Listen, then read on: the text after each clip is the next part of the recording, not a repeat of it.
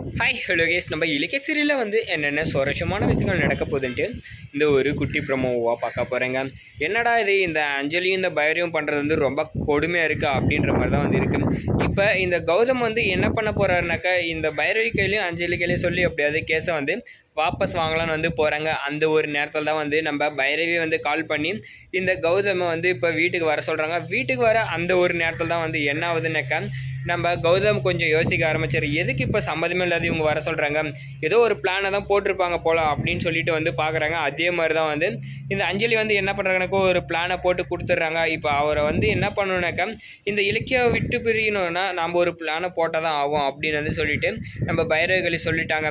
சரி, இந்த ஒரு நேரத்தில் வந்து நம்ம கார்த்திக் வந்து என்ன பண்ணுறாருனாக்கா ஒரு பக்கம் நம்ம இலக்கியாவை பார்த்துட்டு, ஏன் அண்ணி அவங்க அந்த குழந்தைங்களும் உன்னோட குழந்தை மாதிரி தானே, நீ எதுக்கு வந்து கொல்ல பார்க்குற அப்படின்னு சொல்லிட்டு வந்து கேட்க ஆரம்பிச்சிட்டாரு. உடனே வந்து அவள் வயிற்றுல குழந்தையே இல்லை கார்த்திக், நீ எதுவும் தெரியாமல் பேசாத, நீ இவ்வளோ பேசுகிறல்ல, உன் பொண்டாட்டியை வந்து கர்ப்பமாக இருக்கலாம்னு சொல்லிட்டு உன்னால் கண்டுபிடிக்க முடியல, இப்போ போயிட்டு நீ வேணால் செக் பண்ணி பாரு, ஹாஸ்பிட்டலில் கூட்டின்னு போயிட்டு உன் பொண்டாட்டி கர்ப்பமாக இருக்க மாட்டான், ஏன்னா அவள் வயிற்றுல குழந்தையே கிடையாது அப்படின்னு வந்து சொல்லி நம்ம இலக்கியா சொல்ல ஆரம்பித்தாங்க. உடனே வந்து நம்ம பைரவி என்ன பண்ணாங்க, அதாவது நம்ம ஜானு என்ன பண்ணாங்கனாக்கா, என்னடா இது இவ உண்மையை சொல்லிட்டாளே அப்படின்னு சொல்லி வாயில் கையை வச்சுன்னு கப்புன்னு நின்றுட்டாங்க, வாயடிச்சு போய். சரி, இந்த ஒரு நேரத்தில் நம்ம இலக்கியா சொன்னது ரொம்பவே சூப்பர் தான். எவ்வளோ தான் வந்து நேர்மையாக வந்து அவங்க பொண்டாட்டியை காப்பாற்ற இவங்க வாழ்க்கையை வந்து விட்டுட்டு இருப்பாங்க. இப்போ உண்மையாக சொல்லி அவங்களுக்குள்ளே வந்து எவ்வளோ பெரிய பிரச்சனை வந்தாலும் பரவாயில்ல, அவங்க எக்கெடு கெட்டு போனாலும் பரவாயில்ல, நம்ம பிரச்சனையை வந்து முடிப்போம். இப்போ இவ்வளோ தூரத்துக்கு வந்துட்ட பிறகு நம்ம சும்மா இருந்தாக்கா கொஞ்சம் கூட நல்லா இருக்காது. இந்த இலக்கியா வந்து இப்போ உண்மையாக சொன்னதும் கேட்டு, நீ வேணால் முடிஞ்சா போயிட்டு உன் பொண்டாட்டி செக் பண்ணிட்டு வந்து என் கையில் ஒரு நிரூபி கார்த்திக், அப்புறம் பார்த்துக்கலாம் மற்றதெல்லாம் அப்படின்னு வந்து சொல்லிட்டாங்க நம்ம இலக்கியா. உடனே வந்து இப்போ என்ன என் பொண்டாட்டி கர்ப்பமாக இருக்காளா இல்லையான்றது தானே உங்கள் பிரச்சனை, இப்போ இன்னொரு டைம் செக் பண்ணிவிட்டு வந்து உங்கள் கையில் பேசிக்கிறேன், அதுக்கப்புறம் மூஞ்சி எங்கே வச்சுக்கிறீங்கன்னு பார்த்துக்கலாம் அப்படின்னு சொல்லிட்டு சவாலாக வந்து பேசிட்டு போயிட்டாரு. இப்போ போயிட்டு அங்கே போய் பார்த்தானாக்கா நம்ம கௌதம் வந்து இலக்கியா கையிலேருந்து பிரிக்கணும்னு சொல்லிட்டு ஒரு பிளானை வந்து போட்டிருந்தாங்க.